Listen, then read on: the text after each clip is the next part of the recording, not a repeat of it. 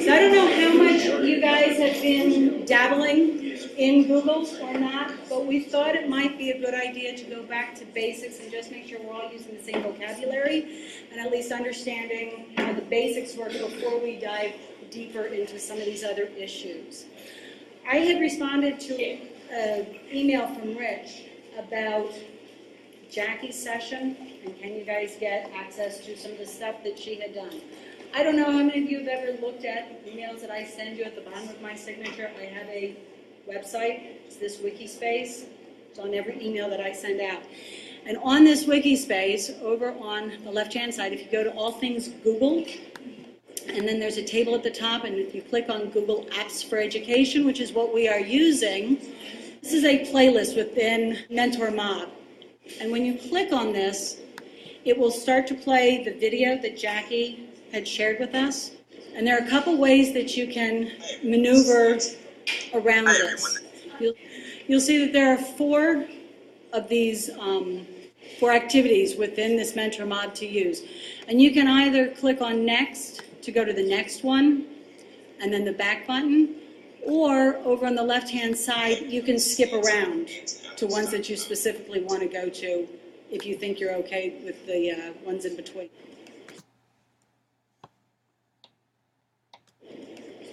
It's on my technology integration wiki. I don't know if you guys have seen that, and there's a bunch of stuff in there. What we're going to do today, again, is just basics. So Drive versus desktop, folders versus labels, and shared versus private. Google Drive is just like your computer's desktop, if you think of it that way. Drive is your desktop, and then your folders are folders. You should use Chrome, not Firefox or Safari when you're using Google, if you want full functionality. I'm finding that if I'm using Safari or Firefox, I can't get some of the things done that I need to get done. Things aren't behaving the same way as if you're actually in Chrome. So for the Google apps, go to Chrome and do things within there.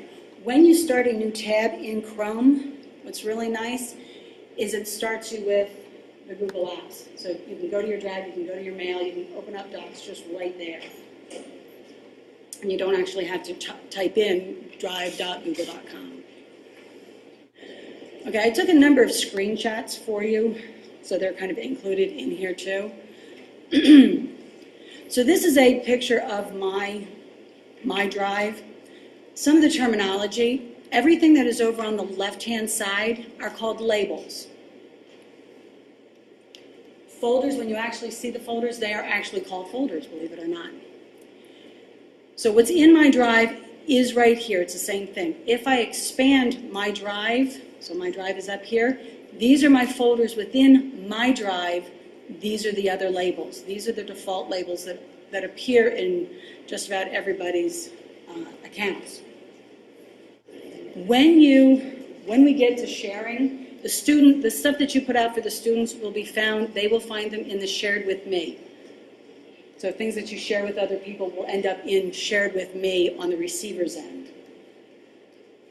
So if you've already tried sharing some stuff and the kids are going, I can't find it, it's not there, have them check the Shared With Me label. And then they'll probably either see a folder or documents under that. Again, this is the Drive, it's the same thing over here. If I expand that, my folders that are here actually appear here. I've expanded my personal finance folder, but it's not expanded here. So just so that you can see that there is a difference in where you're looking and why it might appear differently. When I click on a folder over on this side, these will all disappear. What's inside that folder will appear over here. And then, like my personal finance is expanded here, whichever folder you're in on this side, everything will appear under that.